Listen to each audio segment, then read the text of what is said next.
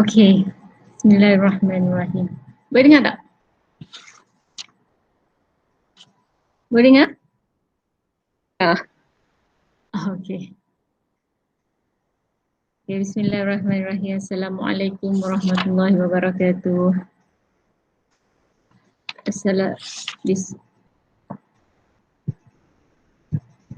Alhamdulillahirrabbilalamin. Wassalatu wassalamu ala ashrafil anbiya wal mursalin wa ala alihi wa sahbihi ajma'in. Allahumma salli ala Sayyidina Muhammad wa ala alihi wa sahbihi wa barik wasallim. Alhamdulillah. Maka hari ini ialah hari guru saya yang pertama sebagai pengetua IQKL dan merupakan juga sambutan hari guru yang ke-25 kalinya. Genaplah tahun ini saya menjadi guru selama 25 tahun. Terima kasih kepada Cikgu Hafiz. Terima kasih kepada Cikgu Hafiz dan tim SCC yang menganjurkan sambutan hari guru kita kali ini. Walaupun dalam keadaan lockdown lah macam ni, separuh lockdown.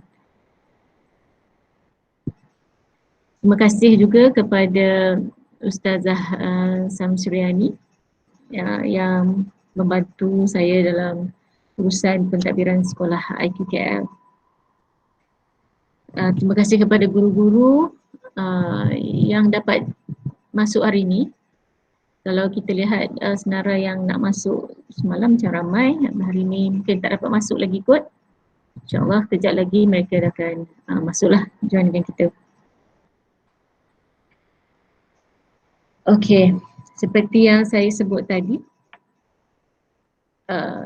ini tahun yang ke-25 dan jawatan sebagai ketua sekolah ini benda yang saya cuba lari daripada awal saya menjejakkan kaki ke bidang ini.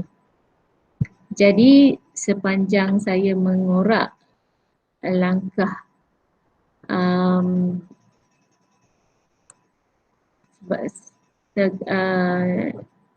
sepanjang saya menggerak langkah dalam bidang pendidikan ini, saya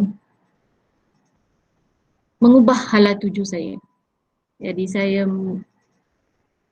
tidak mahu jadi pentadbir, saya bergerak menjadi ahli akademik. Itu yang saya ingin lakukan sebenarnya, menjadi ahli akademik. Tetapi inilah qadar Allah. Inilah qadar Allah. Inilah qadar dan qadar yang kita percaya dalam rukun iman. Akhirnya sangkut saya di IQKL. Jauh saya pusing. Perjalanan yang sangat jauh, sangat panjang. Saya pusing ke sana kemari. Akhirnya inilah yang telah ditetapkan kepada saya. Dalam keadaan saya tidak mencari. Di usia yang begini saya tidak mencari pekerjaan lagi. Tapi inilah yang telah ditakdirkan. Alhamdulillah ala kulli hal. Maka hari guru tahun ni agak emosional lah pada saya.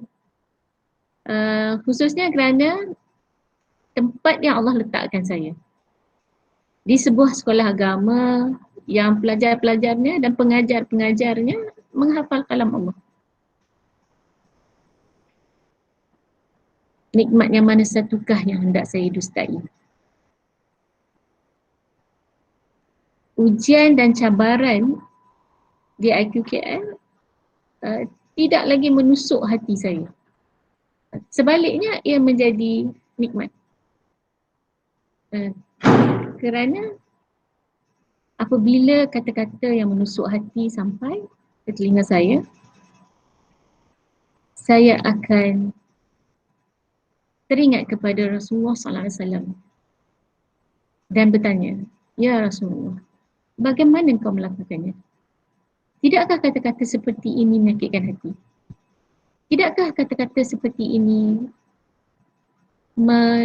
melemahkan semangat? Tapi kalau Rasulullah melakukannya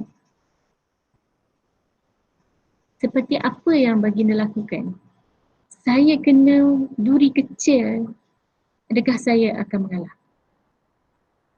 Jadi sebab itu, bila mengingati Rasulullah, segala yang gundah gelana di hati menjadi ubat. Dan saya belajar untuk tunduk rukuk dan sujud ketika kata-kata itu betul-betul terresap di hati. Dan ia menjadi ubat. Dan nikmat untuk sujud dan rukuk ketika itu menjadi satu ubat yang sangat mujarab yang kita jarang dapat dalam solat-solat kita yang biasa. Justru itu tema Hari Guru kali ini sangat dekat di hati saya, iaitu berguru demi ilmu, bina generasi baru. Itu yang nak saya buat, membina generasi baru. Generasi lama yang sudah hilang dengan kacau bilau dunia ini perlu dibina kembali. Yang pergi sudah pergi. Yang ada di tangan adalah generasi baru. Mereka harus mewarisi pendidikan yang telah ditinggalkan oleh Rasulullah SAW kepada kita.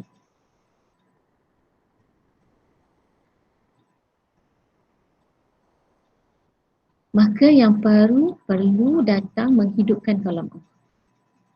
Okey. Dan menghidupkan kalam Allah itu bukannya di mana-mana. Menghidupkan kalam Allah itu di dalam diri kita sendiri. Itu sangat penting. Sebab proses pendidikan diri ini sangat sukar. Sebab kita ada musuh-musuh yang kita tak nampak. Yang membisik-bisikkan kepada kita dan merasionalkan setiap tindakan kita.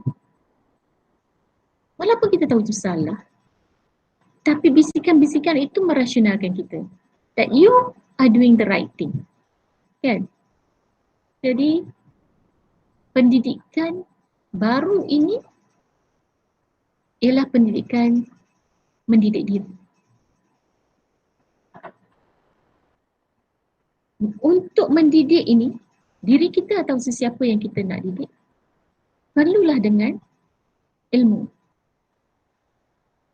Ilmu yang diterjemahkan dalam diri akan terlihat manis, cantik, dan ilmu ini akan berjangkit. Percayalah, kecantikan dan kemanisan ilmu ini contagious, boleh berjangkit.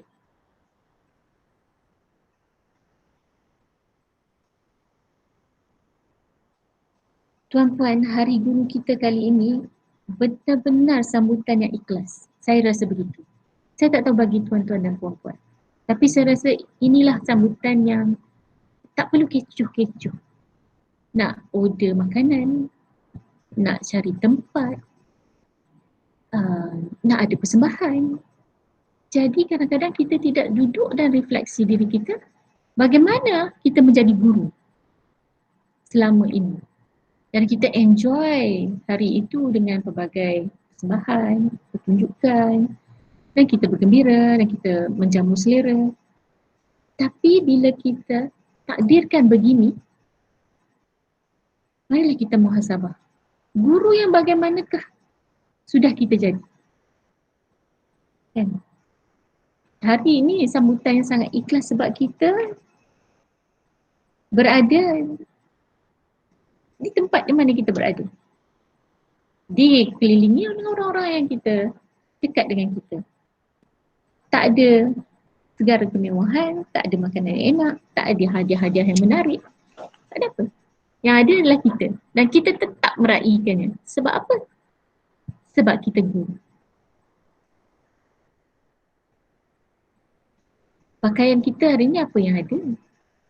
Di rumah sendiri. Kalau yang anak-anak kecil tu meriah lah kan. Kalau yang dah macam saya ni, sunyi lah. Masing-masing dalam dunia mereka.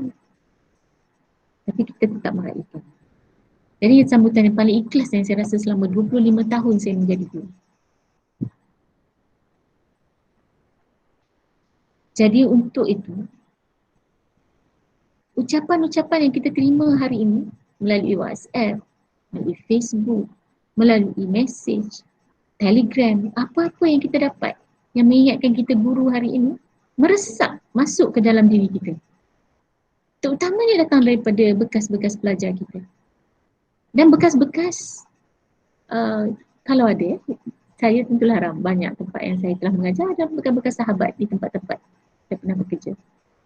Teaching colleague. Yang masa kita bekerja dulu kita berantakan juga. Tapi bila kita dah berpisah ni kita rasa itulah nikmatnya.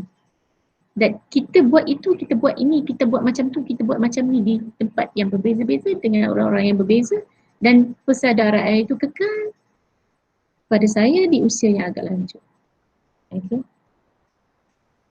Jadi pendidikan yang bagaimana sebenarnya arah tuju saya dan arah tuju IQKL di bawah bimbingan saya.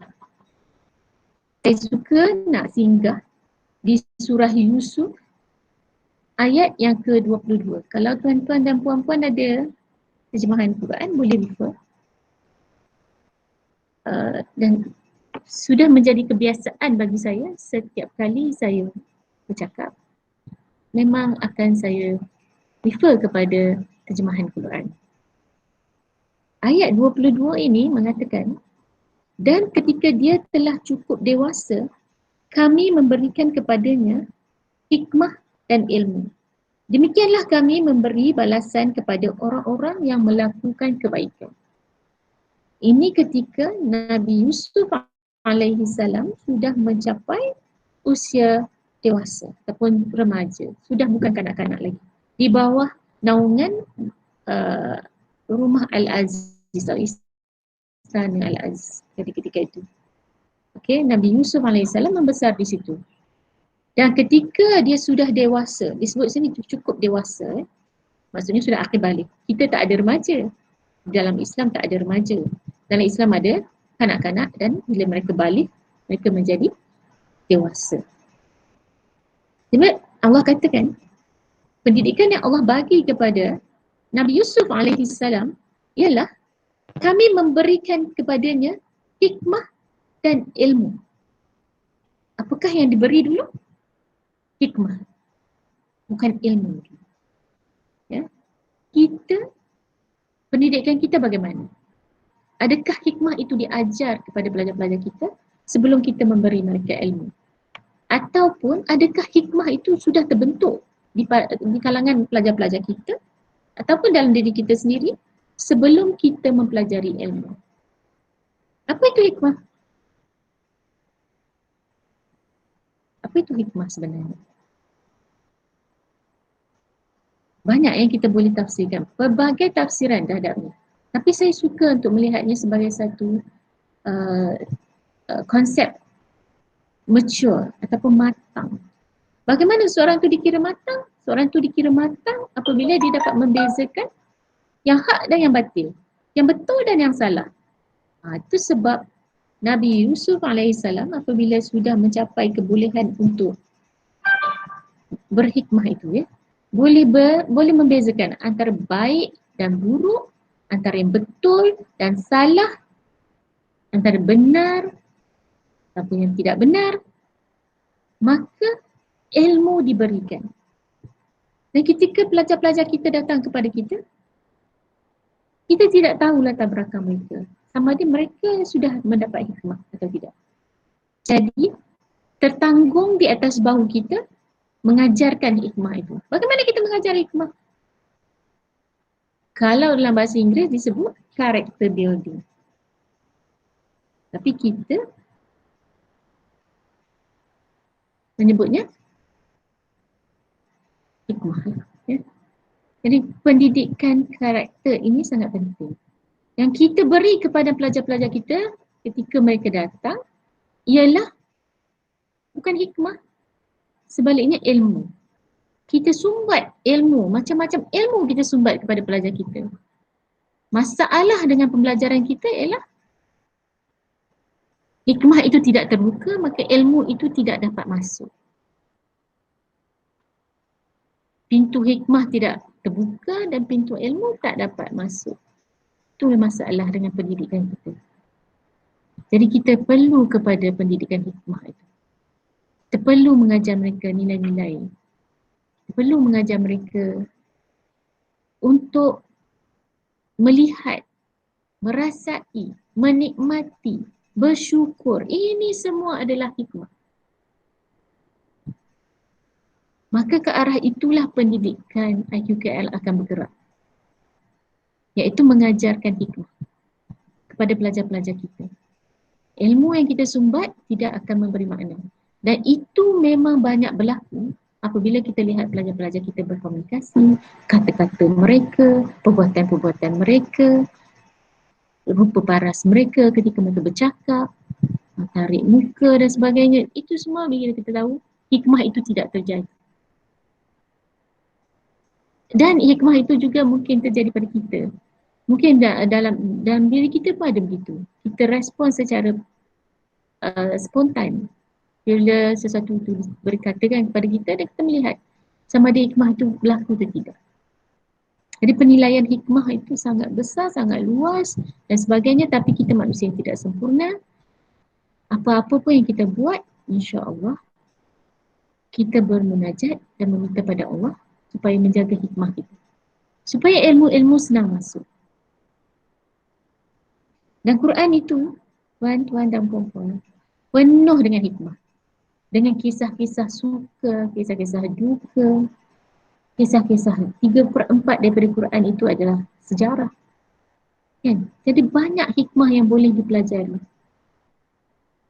Dan saya rasa diletakkan di tempat ini sebagai satu tanggungjawab yang besar untuk saya membelik Quran ini selalu, melihat di mana nilai-nilai hikmah itu perlu diajar. Perlu diterapkan bukan sahaja kepada pelajar. Saya tidak mengajar pelajar ya, tuan-tuan dan puan-puan. Saya berhadapan dengan tuan-tuan dan puan-puan dan perlu diturunkan kepada tuan-tuan dan puan-puan, dan tuan-tuan dan puan-puan guru-guru IQKL akan sampaikan kepada pelajar-pelajar. Kerana mereka berurusan secara terus dengan guru-guru IQKL.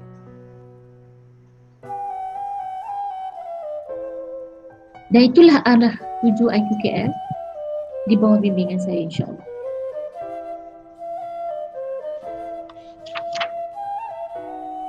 Saya suka nak untuk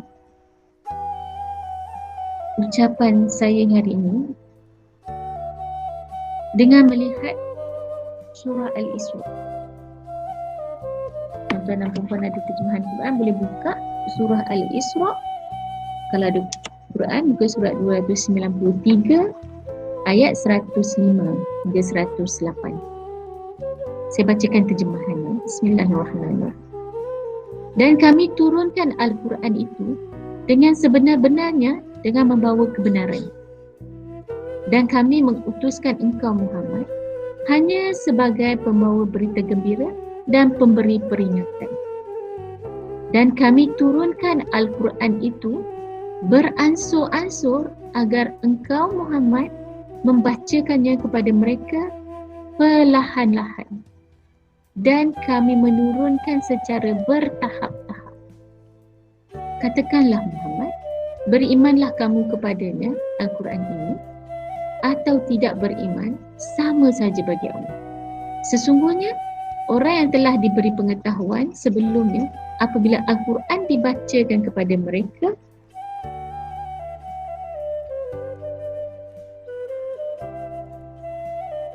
mereka menundukkan wajah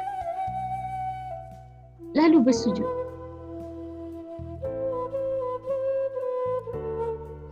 Dan mereka berkata, Maha suci Tuhan kami. Sesungguhnya janji Tuhan kami pasti dipenuhi.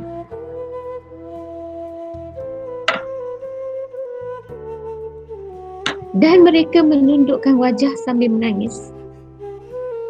Dan mereka bertambah khusyuk.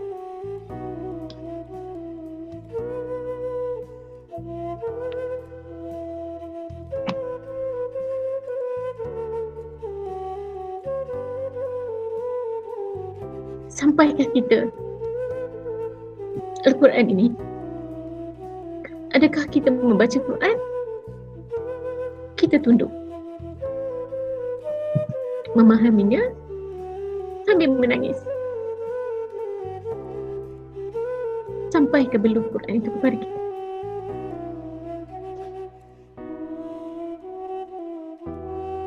Dan kita melihat cerita-cerita ahli neraka apabila mereka dicampakkan ke neraka. Mereka merayu-rayu kepada malaikat, hantarkanlah kami balik sekejap saja, sekejap saja. Kami akan melakukan apa yang telah diperintahkan kepada kami. Sekarang kami sudah melihatnya. Dan malaikat bertanya, tidak sampaikah Al-Quran itu pada kamu dulu? Tidak sampaikah seorang memberi peringatan? Mereka menjawab, telah sampai, tetapi kami telah mendustainya. Dan Allah turunkan Al-Quran itu perlahan-lahan, bertahap-tahap. Apakah yang kita buat kepada pelajar-pelajar kita? Adakah kita mengajar Quran itu perlahan-lahan, bertahap-tahap? Adakah kita mengajar mereka menghayati Quran itu? Atau kita hanya mengajar mereka menghafal? Adakah mereka belum sampai umur dewasa untuk memahami? Maka dengan itu, saya mengajak semua guru IQL untuk berfikir. Selamat Hari Guru. Selamat datang ke dalam teritori saya. InsyaAllah, kita akan melakukannya bersama-sama. Fokus kepada pendidikan Al-Quran itu untuk difahami. InsyaAllah. Dan suka saya nak mengingatkan, kita dah lama tak berjumpa, tak lama tak datang ke sekolah, lama tak beriuh rendah di sekolah.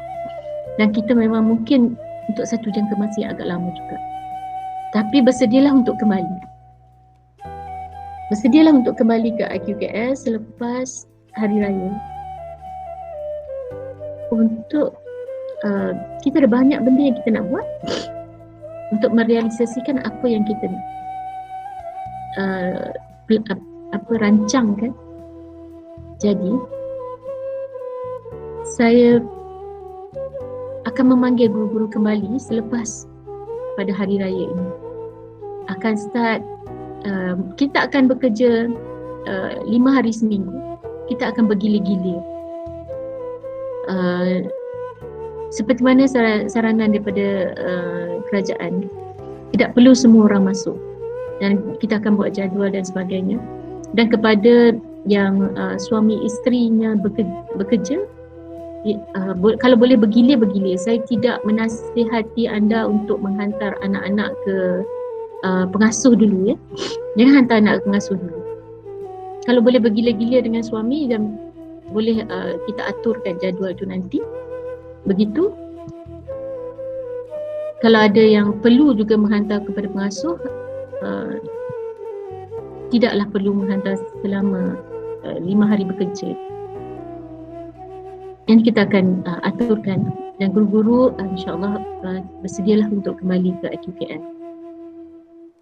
Selamat menyambut Hari Guru. Selamat menjadi guru yang memberi inspirasi kepada pelajar-pelajar. Assalamualaikum warahmatullahi wabarakatuh.